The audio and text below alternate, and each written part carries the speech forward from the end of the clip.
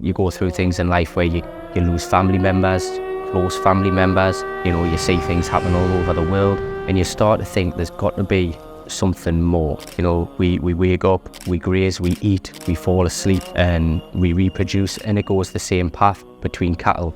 But we were intellectually well above that. What is after death? Why am I here on this earth? Why me? The conclusion I got to when I accepted Islam and took my Shahadah, everything became different, like a flick of a switch. It just came natural, as if it was already within. It now awoke, and it just became smooth sailing. I felt connected to the Quran.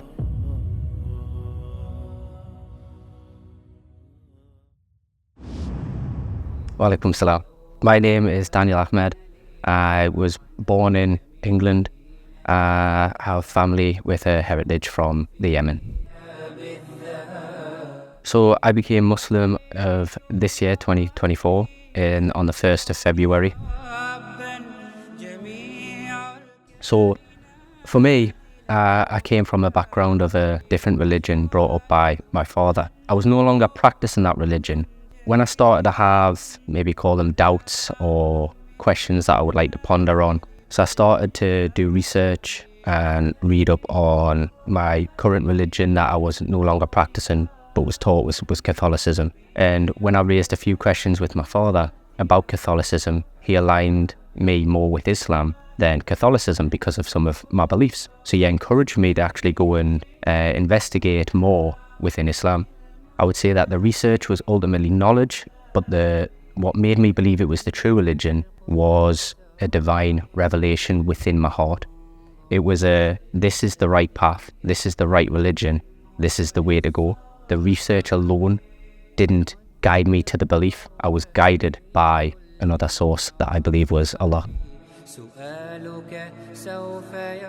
The aspect of the worship, when I was pondering my old religion and I was thinking about the acts of worship, when I was thinking and pondering more, I felt like I need to be doing more within my existence to the one that created me and everything. I look back at the impression, and what impressed us the most was the devotion that the Muslim brothers and sisters show to their faith. There was lots of different factors, the brotherhood, the community, the hospitality, the validation, the authentication, everything, impressed us. But if I'm looking at to answer it as one sole thing, was definitely the devotion and acts of worship that really impressed me the most. I can be honest and say the purpose in life was non-existent. It wasn't something that I thought much of. When I got into my teens and my late teens and my young adulthood, I questioned life a lot. You go through things in life where you lose family members, close family members, you see things happen all over the world, and you start to think there's got to be something more. I didn't really have one. I longed for one. I wanted to know a purpose, but I didn't really have one. I lived life I felt restricted because I was, what's the point of life? What's the point of this? Why do we do this? Why am I waking up? Why do I go and do this? Why is life a rinse and repeat notion? Similar to living for me, it was like living like cattle. We wake up, we graze, we eat, we fall asleep, and we reproduce, and it goes the same path between cattle. But we were intellectually well above that. Prior to that, I didn't have a purpose really. Questioned it, but I couldn't identify with one. And that's when I started to think really deep into purpose. What is after death?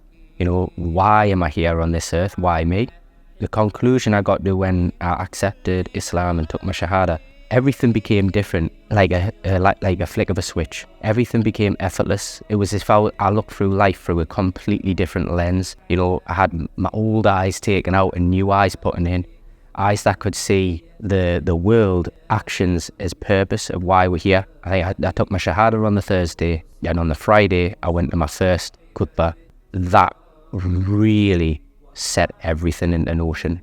The purpose of life was overwhelming in a positive way. It was like, wow, I've spent X amount of years living carefree or not really living because I thought, what's the point in carrying this life is so mundane. But then after come Friday, life was like a new lease of life. I saw what I should be doing, what my purpose is, and what I'm aiming for. And I tried to explain that to some friends and family who are very intrigued in the journey. And it's hard to articulate the switch, because it is a switch. You have people who might say, I'm going to try and go for a jog every morning. When they wake up, they're battling with themselves, and I've got to do this jog, I've got to do this, and you hear of the ways of life within Islam, and you think, it must be hard to constantly remember. For me, it wasn't any of that. It just came natural, as if it was already within. It now awoke, and it just became smooth sailing. The hardest challenge I faced would be to do with my own self. Like to have knowledge in general, so even before reverting, having knowledge on, sometimes can be pointless stuff, sometimes it can be deep stuff, science stuff, anything like that. So for me, I wanted to get into the knowledge of Islam, and I found that with that, because it's such a big religion and it's such a knowledgeable religion, the knowledge I wanted to take in at a slower pace than I wanted to. So I suppose I would say I was like my own enemy in that situation. I became overwhelmed with the amount of knowledge, direction of which knowledge path, do I start focusing on this first? Do I start focusing on that? Finding the balance of how to progress your knowledge within a time frame that's copable, really, that you can cope with. Not that I didn't enjoy it, because I wanted to. The thought of wanting to do the knowledge came easy. It wasn't like shock of there's so much knowledge, I'm going to do nothing. It was, where do I start? And that was the overwhelming part for me, really. I look back on it now, it's something I have pondered on quite a bit. Living life's on the ifs and the what ifs and the buts, especially for what I believe I was guided to Islam by Allah. And these ifs and buts were simply not there because they were not meant to be, I was not meant to be presented with them yet. Now I look back and think, as people say, but, and I say, but we're not living on the buts in this. But if it was something presented with it, ultimately, I don't believe I would have changed any of my belief towards Islam, because feeling that I had within was so powerful, so strong. This was the path I was going to take. There was a point where, as I say, my father was of a different religion, and I rang him before taking my Shahadah. And when I accept Islam, is that going to put a strain on our relationship? I know what I expect of my father, so I had very positive a belief of that, what he was going to say anyway. But I thought I would just clear up some things with him. I don't want to present a shock to him. And we're very open with each other. He says, no, not at all, son. And I think, even if he turned around and said, yes it is, but I'll get over it, I don't think that would have hindered us to think, because at this point I had true belief in the oneness of Allah, and the contentment I had in my belief was very much suffice. So, no, not really, yeah. So when I first accepted Islam, I had a new outlook on life to begin with. Say that new lens of seeing everything different, the wonders of the earth, everything. One of the examples I can really reflect on was reading Quran. I was reading Quran as knowledge, as trying to educate myself more on Islam. Read it as if it was an assignment from a school. And then once I took my Shahadah, and on that same night read Quran, it was enlightening, was the best way. Very, very different. I felt connected to the Quran. I wasn't picking this book up now, prior reverting, just a book of trying to educate myself.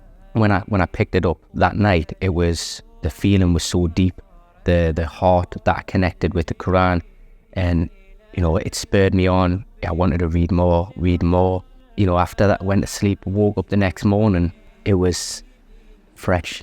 It was, I had a really good sleep, a really nice sleep, because prior to accepting Islam, obviously I was having struggles sleeping because I felt disconnected from the Creator. And before accepting Islam, I was questioning purposes of life. So I was sleeping very poorly, like a light switch. I slept so good. So obviously my father was my biggest supporter, shoulder to lean on when I was struggling with the faith that he brought me up in. He was happy to listen to the doubts that I had regarding the faith that he brought me up in. I explained some of my beliefs of the Catholicism, and he says, no, this is not the belief of the Catholic Church. He says, you're more in line with Islam, and that's when he encouraged us. So we skipped to the part where I accepted Islam, and I told him, and I came home, and when I came in, I says, I'm Muslim now, I've took my Shahadah. He stood up, gave me a hug, embraced me, and he had no ill intentions, no ill thought. He was happy, he was supportive, asked how I felt. To this day, I see him, he asks how the mosque's been, if I've went on Friday, if I go and pray Maghrib, and I go see him, he's always asking how it is, how am I coming along, how's the knowledge of the deen coming along. And then I look at like my father's brother, my uncle, and he says, I hear you're Muslim now. And something that I'll stick with is for a long time, he says, well, thankfully, at least one of us is Muslim now, because unfortunately, since their grandparents and their parents, some of them have lost their way in the deen, but they still are very supportive, and I feel that I can go and talk to them about my deen. I'm not having to shy away from them.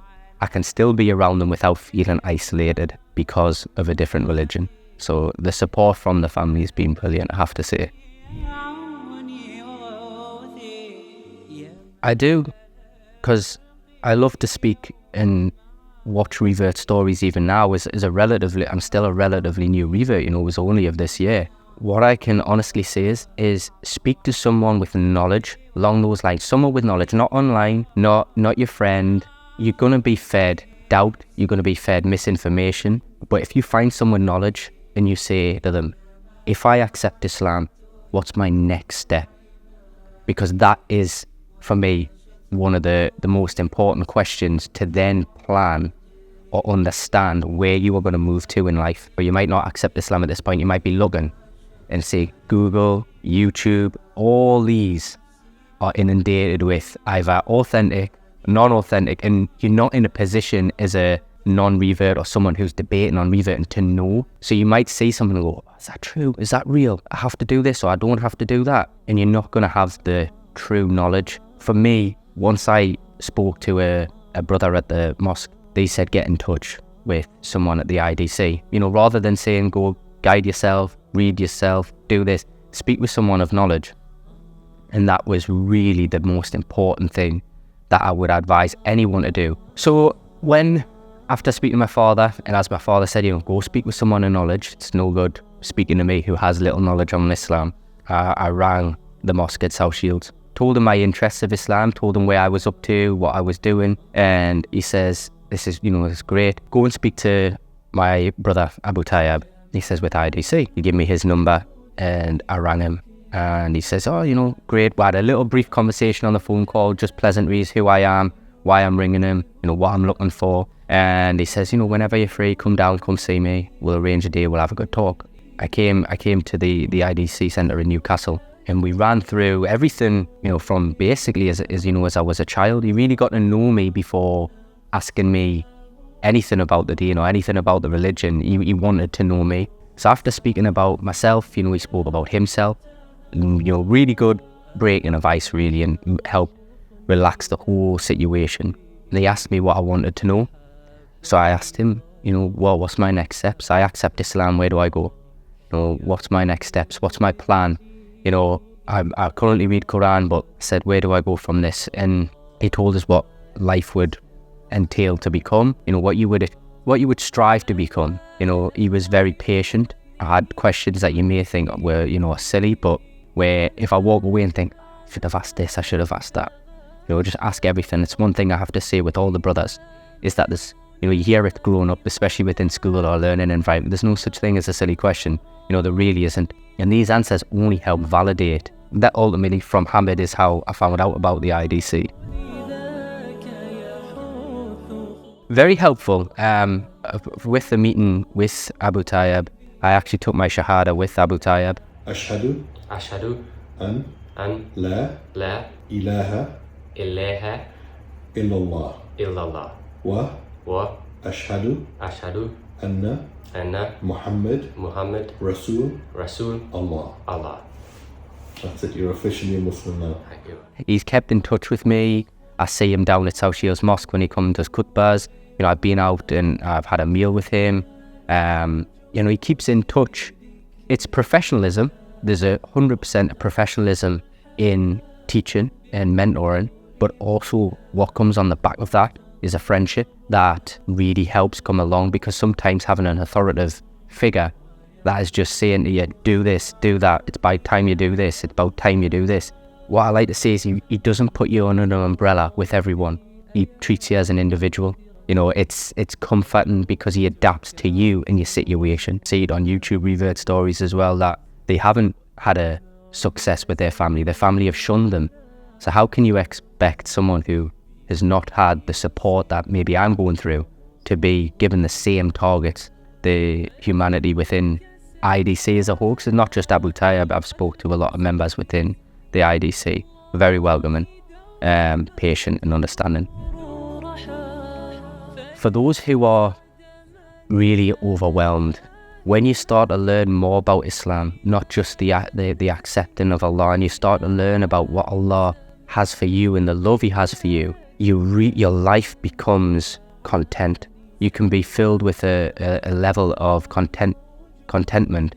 When you start to ask these questions and get this knowledge and really progress within your knowledge of the deen, you start to become more comfortable. You will get times where you'll have the roller coaster up and down times over. I took this, it's hard. It doesn't matter what colour skin you are, what ethnicity you are, what you've been prior. If you've had a religion prior, remember that when you take your Shahadah, that Allah forgives all.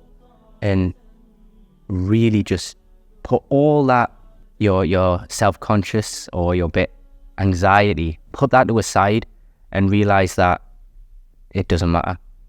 If you go and research and speak to someone with knowledge with Islam, you will find your answers.